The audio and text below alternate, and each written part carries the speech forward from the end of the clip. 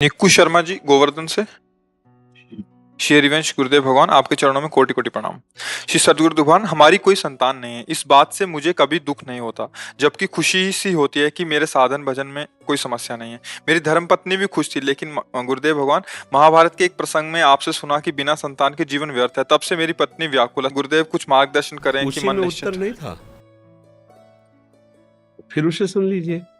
अगर आपको लगता है कि गृहस्थी में ही रहना है, बाबा जी तो बनना नहीं, विरक्त होना नहीं हमें, और हमें संतान वाली लाभ की वृत्ति प्राप्त करनी है, तो लाडली लाल से बढ़कर कोई है क्या? और वो कहते हैं ये था मम प्रपद्यन्ते तास तथैव भजाम्यहम्, जो मेरे को जैसे बजता है मैं वैसे ही भाव में आता हूँ उसके। वैसे आते तो भगवान ही है संतानों के रूप में, भगवान ही तो सारी मत्ता परतरम नान्यत, मेरे सिवा कोई और है नहीं। तो लाडली लाल के रूप में आपके घर में नहीं है क्या? आप उनको अपना नहीं मानते हैं क्या? फिर आप क्यों चिंतित होते हैं? नहीं नहीं, कौन कौन है? नहीं होना चाहिए ना। अगर विचलित होने वाली बात में आप आएंगी तो फिर आप हमारी बात को समझ ही नहीं पा रहे। अगर बुद्धि से आप धैर्य पूर्वक समझे, देखो शास्त्र घुमा के सत्य वस्तु को देना चाहता है। जैसे आपके संतान नहीं हुई तो आगे का शब्द क्या लिखा है कि भगवान फिर आपको वैराग्य मार्ग दे रहे हैं कि संसार के राग से रहित होकर दोनों वानप्रस्थ आश्रम को धारण करते हुए भजन करते हुए भगवत प्राप्त कर लो।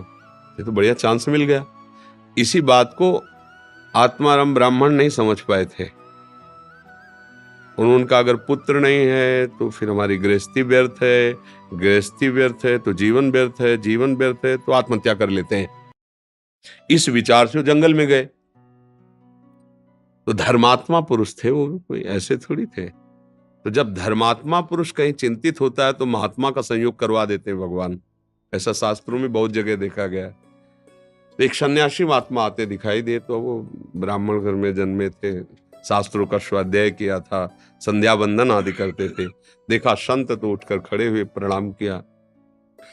प्रणाम मुद्रा से समझ में आ जाता है कि आस्तिक है, तो संतों को केवल श्रद्धा चाहिए। वो बैठ गए और कहा तुम्हारा उदास चेहरा, क्या बात है?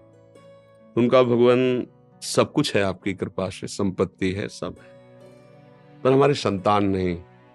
शास्त्रों में लिखा है संतान के बिना गृहस्थ धर्म अधूरा।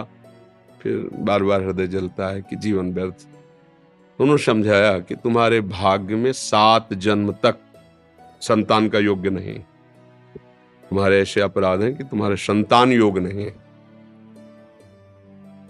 आप लोग ही अपराध कर देते हो, कोई दूसरा नहीं।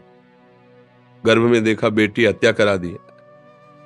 ये जन्म तो कष्ट में जाएगा, अगले जन्म में गर्भ ही नहीं धारण कर पाओगे, गर्भ में ही कोई संतान ही नहीं आएगी। कर लो उपाय, क्योंकि तुमने गर्भ का ही तो नाश किया, भ्रूण हत्या, उसकी तुम्हें जरूरत है नहीं, हटा दिया। कितने ऐसी माताएं बहनें जो ईमानदारी से देखे कितनी गर्भ हत्याएं करवाई। अब आगे जब उनका दंड मिलेगा तो तुम भगवान को कोसोगे। एक तो तुमने अपनी इच्छा से नष्ट किया, लड़की या जान करके या अपने योग्य न जानकर, और एक पैदा होगा योग्य और फिर वो नष्ट होगा। फिर अब भोगो। ये सब विधान है, वो जानते नहीं। अब उन्होंने जब बहुत हठ किया, नहीं माना, तो एक फल दिया और कहा अपनी पत्नी को खवा देना, इससे बालक होगा। बड़ी खुशी हुई, आगे पत्नी को दिया। जब भाग्य में नहीं है तो कैसे स्वीकार? तो उसने कहा कि खा लेंगे। नहीं, कहा अभी तो ऐसे थोड़ी पाया जाता है। संत महापुरुषों का प्रसाद नहा धो के, आप विश्वास नहीं करते। उनका ठीक है, अच्छा पा लेना। और उसने अपनी बहन को बुलाया, उसी गांव में भी आई थी, तो कहा हमें तो बहुत डर लगता है, फल खाएंगी पेट बढ़ेगा, और कहीं आग लग गई तो गर्भवती स्त्री दौड़ कैसे पाएगी। मतलब कितनी को बातें ऐसे। तो हमारी तो खाने की इच्छा नहीं। तो बोली दीदी तुम मत पाना, मेरे गर्भ है, तुम नाटक करना कि हमारे पेट है, गर्भ में बालक है, और ये परीक्षा के लिए गौ को खवा दो। उसने ऐसा ही किया, वो फल गौ को पवा दिया। अब उसको नाटक करती रही कि हाँ हमारे गर्भ है, और जब उसके बच्चा हुआ तो बच्चा मंगवा लिया, बोले बच्चा हुआ, और दासियों को पैसा दे दिया। ब्राह्मण बड़ा खुशी हुआ, और उनकी पत्नी का नाम धुंधुली था तो इसलिए उसका नाम धुंधकारी रख दिया। और ठीक समय पे गौ के बच्चा हुआ, तो कान तो गौ जैसे और बालक स्वरूप बड़ा आश्चर्य।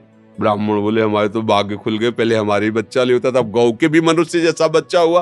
वो बड़े आनंदित थे। उसका नाम गोकर्ण रखा जो संत प्रसाद से, और इनका नाम धुंधकारी रखा। चरित्र है भागवत में प्रारंभ में।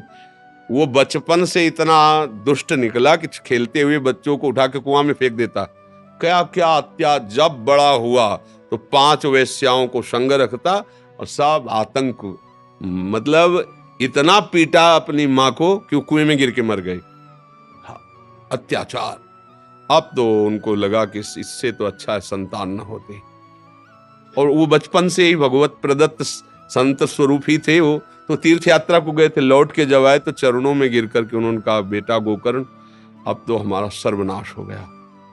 बोले पिताजी अभी एक उपाय है, भगवान का आश्रय लेकर और अब भाग जाओ यहां से आप, और एकांत में श्री कृष्ण का भजन करो और भागवत के 10वें स्कंद का पाठ करो।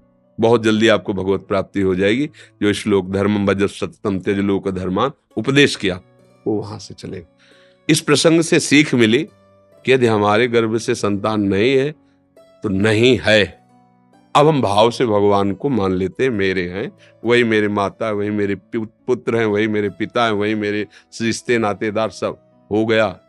भागवत में लिखा है तीनों ऋणों से मुक्त हो जाता है, मातृ ऋण, देव ऋण, ऋषि ऋण, इन सब ऋणों से मुक्त हो जाता है जो भगवान को प्राप्त करता है। तो ये सब मतलब इसीलिए कहा गया शास्त्र रूपी जंगल से गाइड करने वाले की अंगुली पकड़ के चलो तो बच जाओगे, नहीं फंस जाओगे। इसलिए फिर तो मतलब सब गड़बड़ हो जाएगा। चाहिए भगवान की इच्छा हो, अब इच्छा हो जाए संतान की तो अब फिर परेशानी हो जाएगी। अरे होना हो तो हो, नहीं होना हो तो हम खुद जिनकी संतान उनको प्राप्त करने के लिए मुझे मिला मुख्य धर्म क्या है? भगवत प्राप्ति। ये सब साधारण धर्म है। तो भगवान ने क्या आदेश किया है? सर्वधर्मान परित्यज्य मामेकम शरणम ब्रज। ये बात बोले पाप जो लगा तो आम स्वर पापे भ्यो मोक्षयिष्यामि मा शुचः। तो चिंता मत कर, मैं हूं।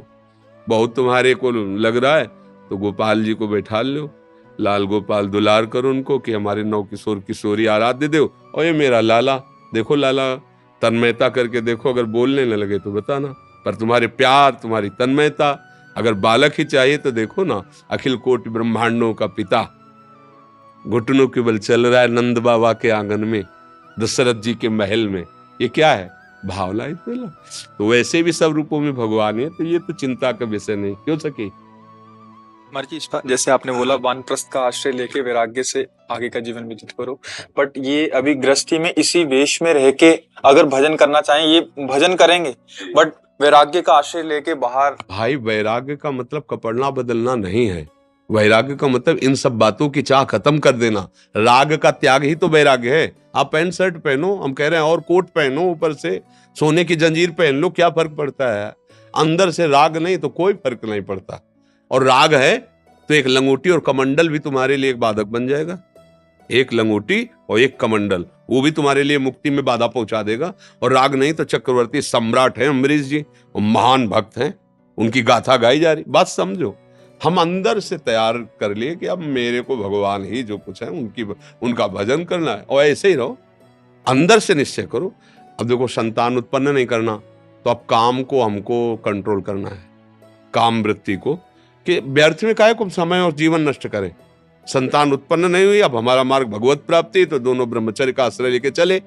अभी जीवन मुक्त होते जाओगे, एक एक विषय छूटता चला जाएगा। अभी परमहंस हो गए, बाहर से पैंट शर्ट में, अंदर से महात्मा होके, कितनी बढ़िया स्थिति है, समझ रहे ना।